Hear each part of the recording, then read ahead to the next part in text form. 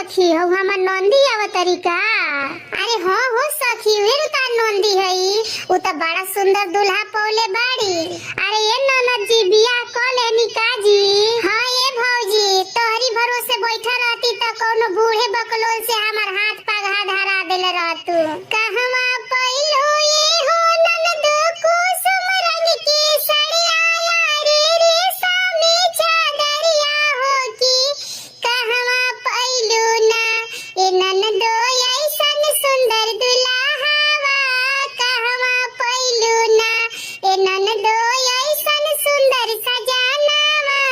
कहवा पइलो ना छपरा पइनी हो भौजी कुसुम रंग की सड़िया रे रेशमी चादरिया हो सीवन में पइनी ना ए भौजी ऐसन सुंदर दुल्हावा।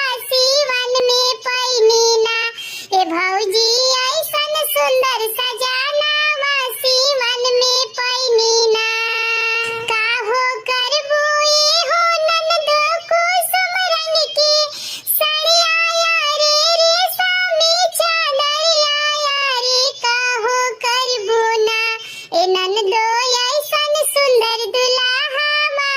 करे करबू ना ए ननदो ऐसन सुंदर सजनावा।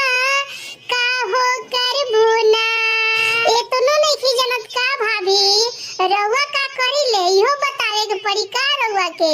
पहिर जइबो ई हो भाभी कुसुम रंग की सड़िया रे रेशमी चादरिया हो की। सेजिया सुलइबो ना हम ऐसन सुंदर सजनावा। सेजिया सुलइबो ना हम ऐसन सुंदर सजनावा। सेजिया सुलइबो ना। अरे ननद जीरो पहिले ही के पक ठोसले रहनी त काहे न भतार के कदर करे।